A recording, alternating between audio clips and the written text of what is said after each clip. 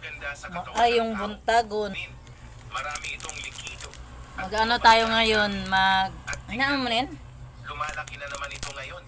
Tingnan mo. Mag-experiment daw tayo ng Skyflex. Pag sinindihan daw to ay aapoy daw. Wala mong sinindihan, hindi aapoy. Ay, may ano? TikTok? Tingnan natin kung totoo, kung mag-aapoy ito.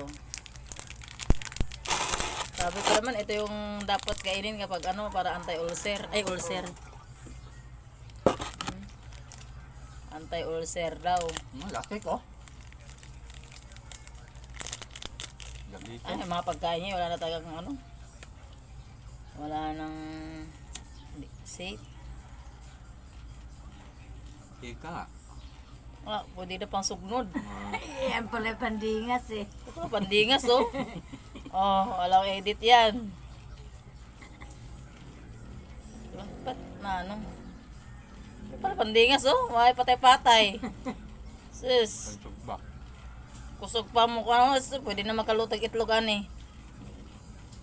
Bakit naapoy? Diba sabi ito daw mga kainin, dapat kainin kapag ano. Styrofoam siguro halo niyan. Arena yan, di ba? Ay, styrofoam to. Puta, Ang lakas lakas eh. oh. Ang lakas mo ng ano. Tutuluan pa. Anong Bukas. Pudyaw, pud ni. Uy, Pwede maidong aglay. makaluto ka na nga. Isang buong itlog. Isang buong Skyflex. Makaluto ka na ng ano, itlog. Ang lakas ng ano, grabe. Ano kaya yan?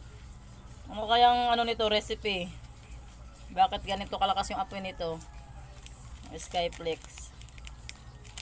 patay mga ano siraan. Kaya pala yung mga tao. Kaya pala mga tao, saglit lang yung buhay.